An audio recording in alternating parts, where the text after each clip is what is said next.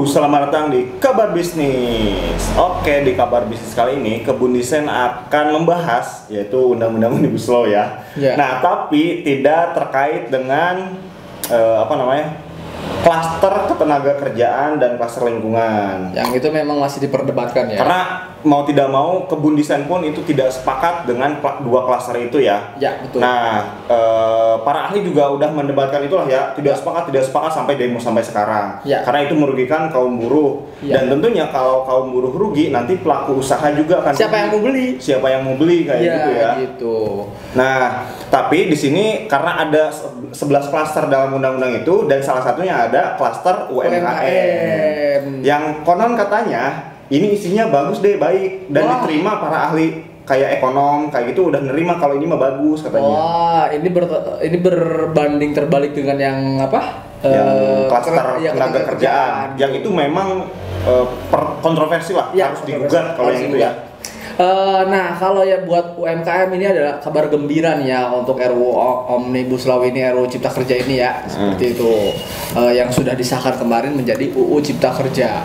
Nah, di sini ya ada berita dari detik.com.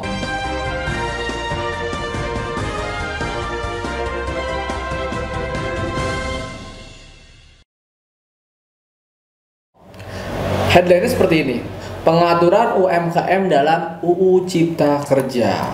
Tapi sebelum kita bahas apa saja yang didapatkannya, kita harus tahu dulu nih kriteria UMKM itu seperti apa. Iya, UMKM itu apa ya? Kan UMKM itu singkatan dari usaha mikro, kecil, menengah. Ada 3, mikro, kecil, menengah. Mikro itu apa? Nah, kriteria usaha mikro harus memenuhi syarat dengan memiliki kekayaan bersih paling banyak 50 juta dan tidak memiliki hasil penjualan tahunan paling banyak 300 juta. Itu untuk usaha mikro. Berarti bersihnya 50 juta per tahun itu.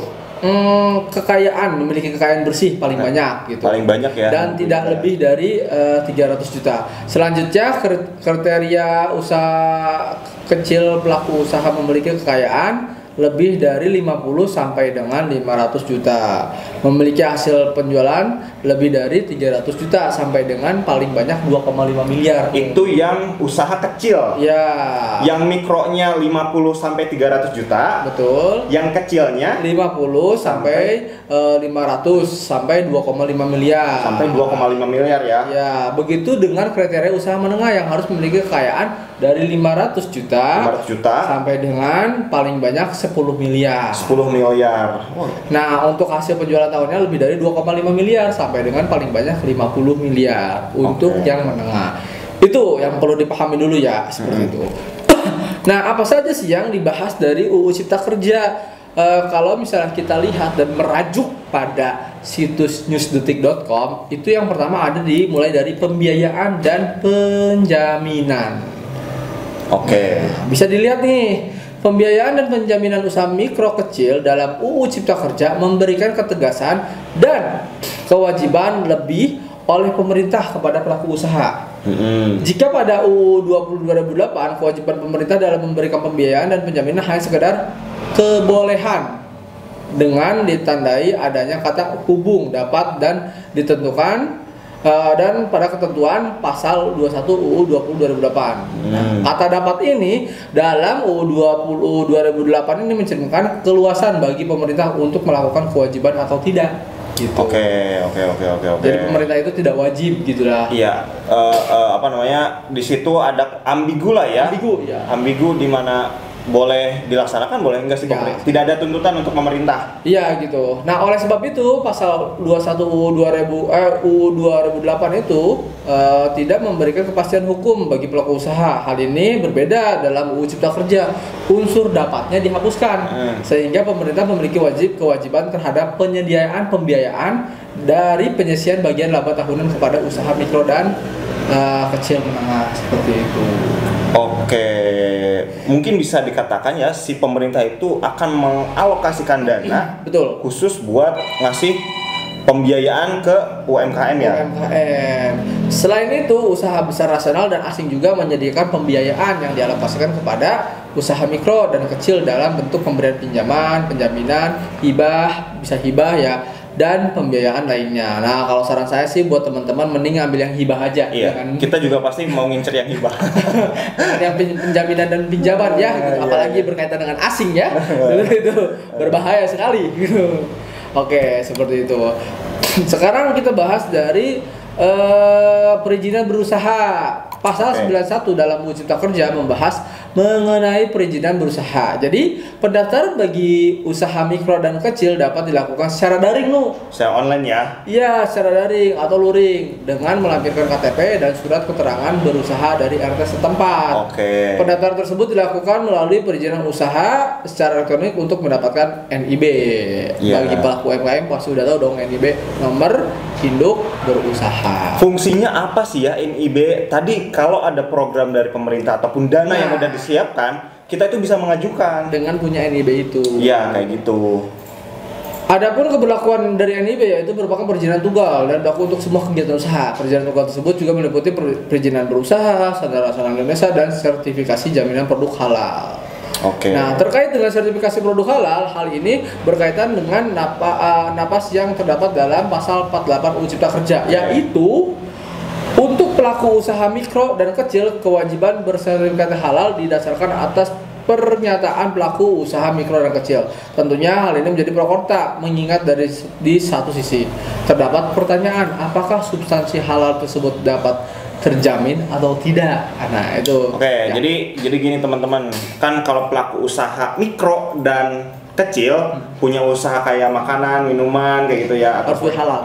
Harus halal, harus ada sertifikat halal gitu ya, biar orang muslim itu tahu. Nah, di sini di undang-undang ini katanya bisa secara ini produk kami halal kok gitu. Nah, itu kan memang ada kontroversinya. Cuman yang saya dengar juga di infonya ini tuh dia kerjasama nanti sama MUI. Entah teknisnya seperti apa. Mungkin ada MUI yang ke rumahnya, tapi itu konon katanya itu juga gratis. Oh gitu. Nah, tetapi di sisi lain pengaturan ini memang memudahkan UMKM dalam memperoleh perizinan dengan mudah gitu. Iya, cuma secara daring gitu kan. Ini produknya halal loh.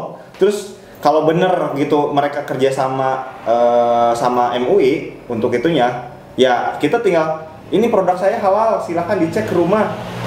MUI datang, oh iya halal gitu udah. Kenapa enggak sertifikasi haram aja ya? Karena kan di Indonesia ini kebanyakan mayoritas Muslim ya? Muslim. Jadi harusnya udah tahu gitu. Udah tahu ini halal gitu kan, ini haram. Jadi kan gak terlalu banyak untuk mensertifikasi produk. Bener iya gak? Sih. Itu malah lebih memudahkan lagi, ayo. Iya. Kayak di Amerika kan sertifikasi hal itu memang karena si muslimnya minoritas ya. Minoritas. Jadi tahu ini produk yang halal. Kalau yang nggak ada halalnya ya haram. Udah haram gitu. Padahal gitu kan itu bisa malah itu sangat membantu UMKM ya, dalam artian jadi UMKM nggak usah ngurusin sertifikasi yang haram karena udah halal mah ya udah nggak usah disertifikasi gitu. Ini malah kebalik, aduh. Mungkin kita memang curigaan. Curigaan. Dia penjual nih, ini dia bener kan nih, halal kan nih kayak gitu ya. Padahal dia yang bikinnya orang muslim juga. Oke, lanjut ya. Untuk perlindungan hukum, UU Cipta Kerja memberikan kewajiban bagi pemerintah pusat dan daerah menyediakan layanan bantuan dan pendampingan hukum bagi usaha mikro dan kecil. Wah, sekarang didampingin lu berarti. Ya mungkin khawatirnya tersandung kasus hukum yang mungkin para pelaku usaha itu nggak ngerti kayak gitu ya, di bidangnya kayak gitu ya. Nah, dikatakan lembaga apa yang memberikan bantuan hukum dan bagaimana mekanismenya tidak dijelaskan dalam UU Cipta Kerja ini. Hal ini menimbulkan pertanyaan dalam masyarakat, apakah semua persoalan terkait UMKM dapat dimintakan pelayanan bantuan hukum atau persoalan tertentu saja.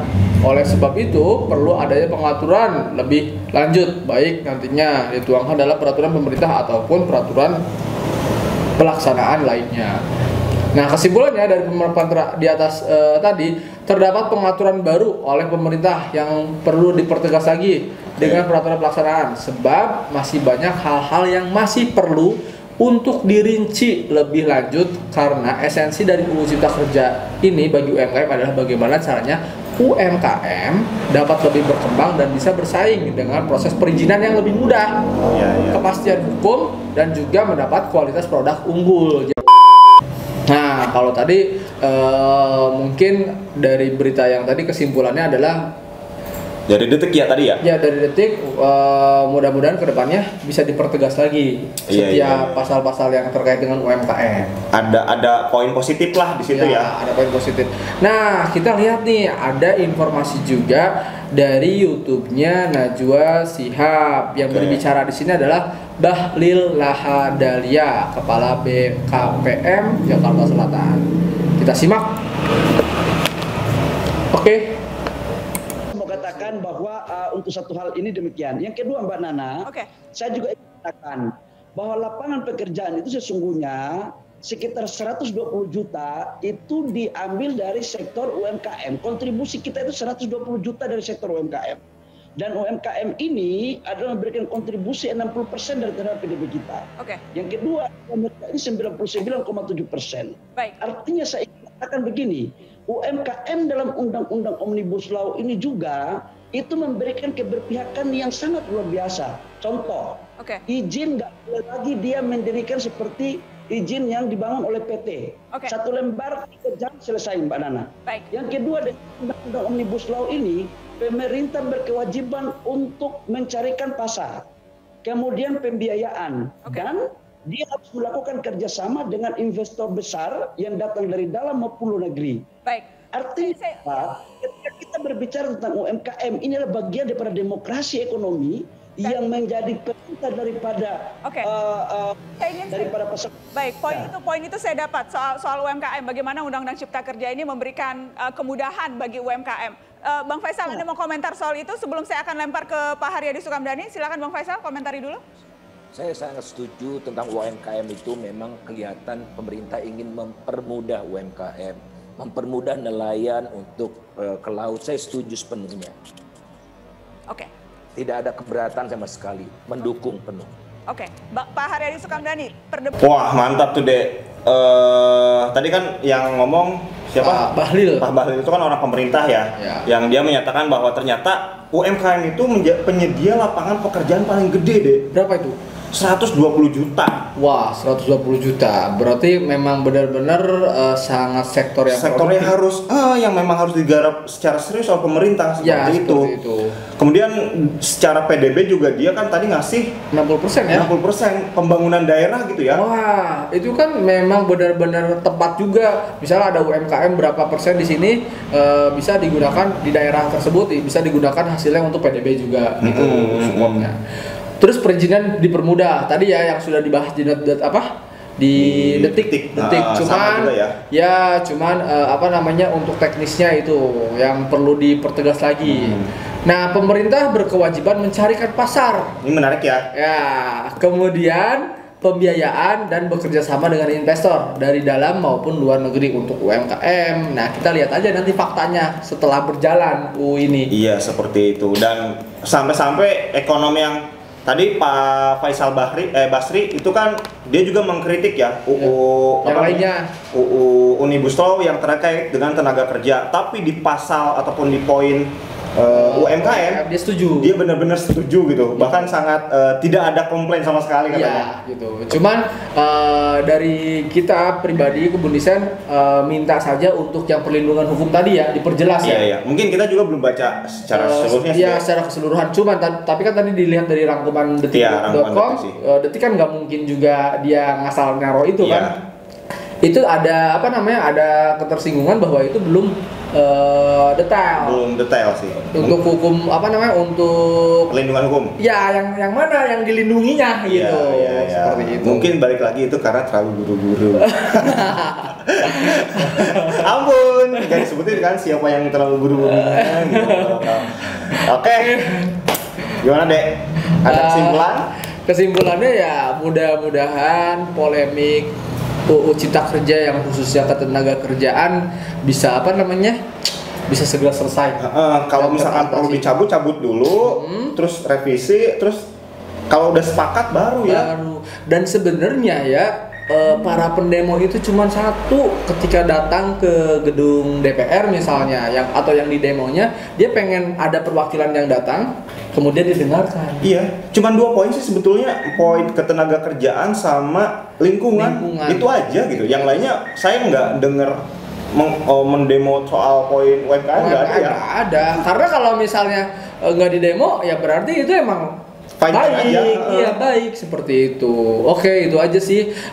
Dan juga buat teman-teman apa namanya yang di luaran sana, buruh juga penting untuk keberlangsungan UMKM. Iya jelas, itu siklus ya. Iya siklus. Sekarang kalau misalnya 2 poin ini ketenaga kerjaan dan lingkungan tidak menjadi kontroversi, ya, otomatis ke klaster yang lainnya pun akan mempengaruhi seperti itu. Contoh gini aja deh. Oke, kalau misalnya buruh katakanlah gajinya di bawah standar. Ya. Siapa yang mau beli produk UMKM? Ya, mungkin mereka itu kan punya cicilan rumah, jadi nggak mau beli yang jajanan UMKM. Iya gitu. Nantinya nggak akan mau beli jajanan UMKM yang jatuhnya ya penurunan pendapatan untuk UMKM juga. Omsetnya turun ntar kita. Iya, dan jadi tidak berguna juga tuh yang pasal yang untuk UMKM-nya. Iya.